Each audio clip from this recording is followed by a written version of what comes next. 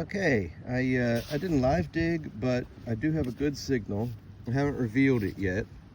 Let me get the pinpointer turned on, show you where it is. It was from back in that sidewall area right there.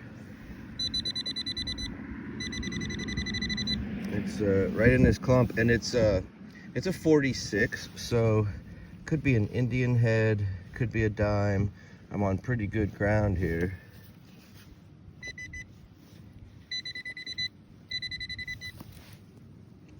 Oh, and I do see a coin, guys, right there. I've got one Indian out of this.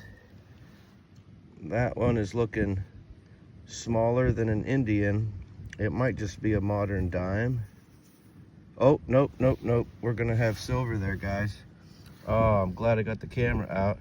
I see that edge. It's very cold, but I'm gonna have to get some water out. Hopefully it's not frozen. All right, I'll be right back. All right, this is pretty exciting for me. I have found seeded dimes, seeded quarters. I found Indian head pennies. I found large cents. But you know what I've never found? I haven't found a Barber anything. Barber dime, Barber quarter. And I've got my first silver Barber dime, named after the designer of the artwork there. 1907, one dime on the back. Same as if it were a seeded coin.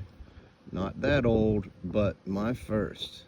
Clean that up better later. I do think I nicked it there at the top. Darn it. All right, on to the next. So after finding that Barber dime, the farmer stopped by and asked me not to hunt there. I have permission from the property owner, but the farmer had planted some alfalfa and didn't think it was good to dig there until spring. But I was on to something, because just last night I found a harmonica reed. I found a Indian head. Let's see if it's turned the right way. Pretty nice Indian head on that property. 1891. There it is. And then of course you saw the live dig of the Barber dime. It didn't clean up much better than it was in the field. It's got some staining on it, but if that date would show up there, 1907. And yeah, buckle, this little, probably some kind of a suspender, strap, tightener, I don't know. And then this might be a bent cufflink, or it could just be a rivet. And then on the same property, but a different location on that property, I had found a barrel tap, which is the first for me on that property. So I'll be anxious to head back there in the spring when the farmer says it's okay.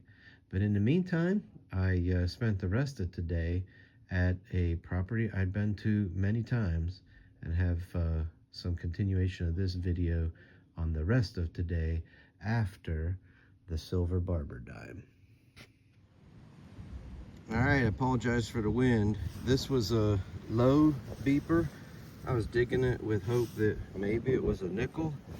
I don't think it's nickel sized. I think it's penny sized. It was like a 28, 29 on the legend. Is it a nickel size? No, that's too small for a nickel. Let's get in the sun. So it might be a really low beeping Indian. Nope, it's a Lincoln. Is it at least a wheatie? It was pretty deep on this property. Yeah, wheat cent. I'm gonna recheck the hole, because that was way too low for a wheat cent. 20, 28, 29, that should be 43, 44. So I'm gonna recheck that hole, but I'll take it, a wheat penny.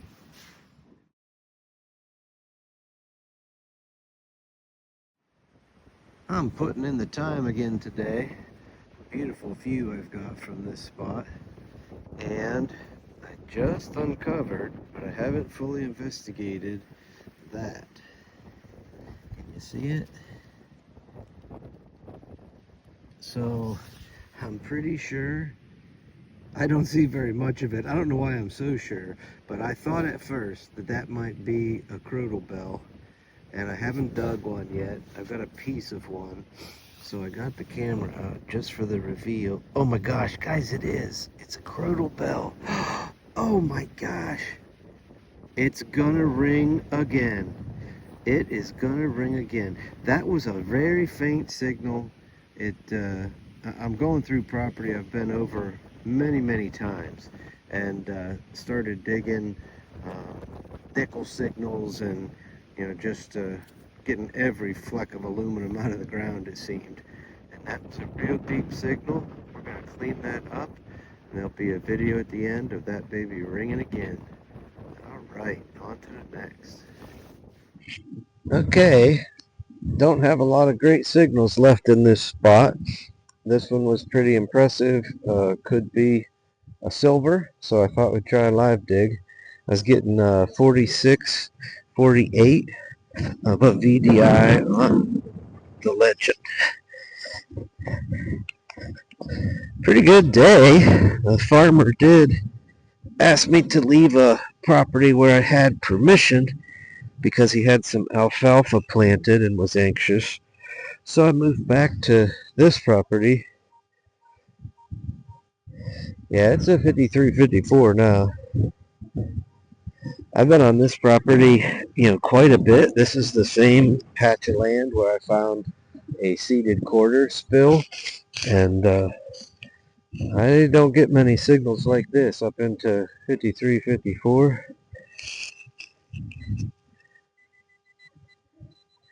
And it's on the pinpointer, so it's not like super deep iron yet. Let's see.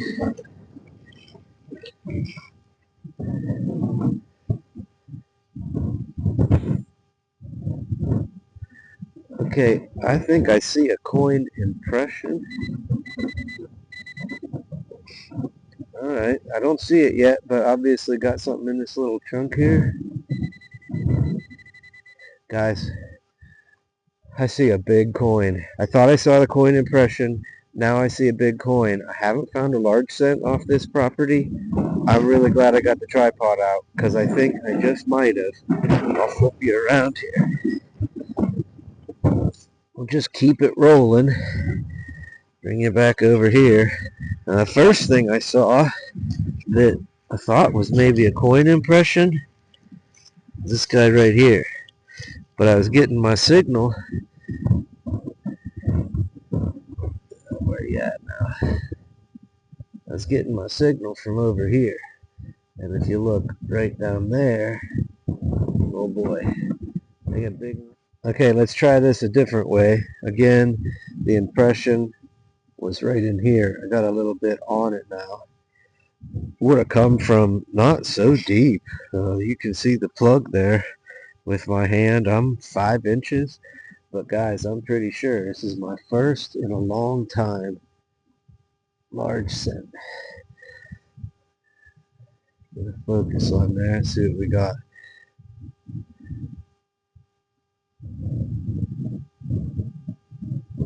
I don't see it yet. Oh, what do we got here? We got a hole in the top. We got a hole right there, I believe. I don't know what that is. We might have holes on 2 sides. Alright, I'm going to brush on that. I'll be right back. Well, I may need to get a non-dug example, but I have identified this coin. It's an 1844 halfpenny from the Bank of Montreal. It's referred to as a bank token. There's writing all around the outside that would say Canada, Bank of Montreal, a large bank-looking building there in the middle. You can kind of make mine out. But it's very cool. It's got 2 holes in it, and this probably obverse is a lot clearer. And if that hole weren't there, I think we'd be able to see half penny. But we get the H and the F, the 1844, and then olive penny. So very cool. I'll see if I can throw up a non-dug example.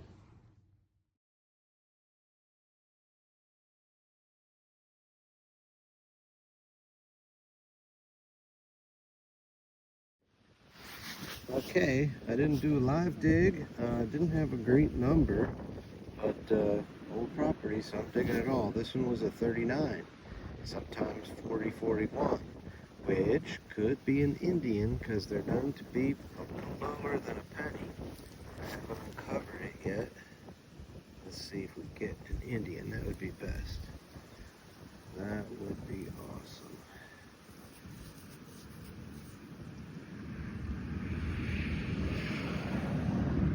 Oh gosh, it's a modern penny. What's it doing here? All right, on to the next.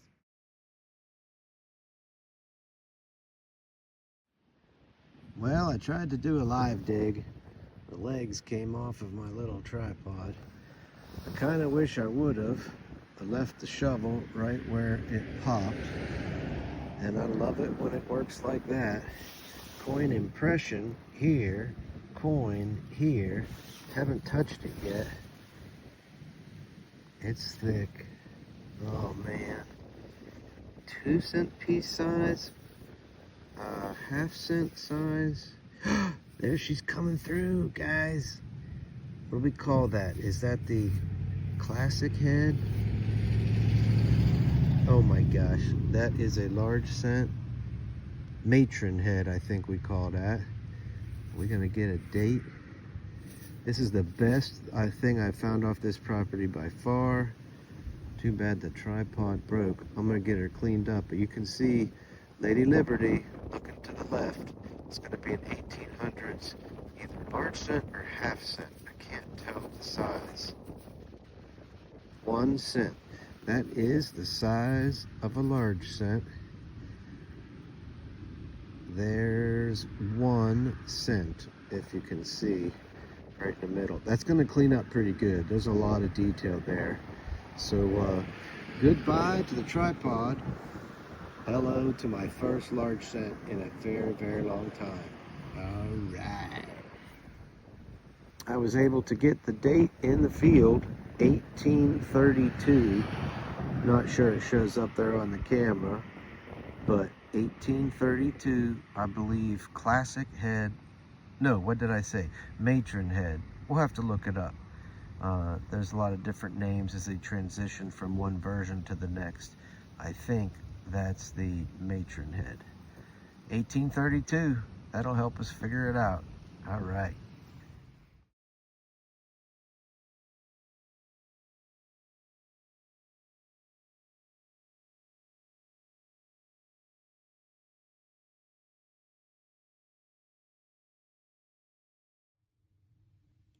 So lots of firsts for me today. First Barber dime, first Crodal bell, first Canadian bank token, first large cent in a very long time, and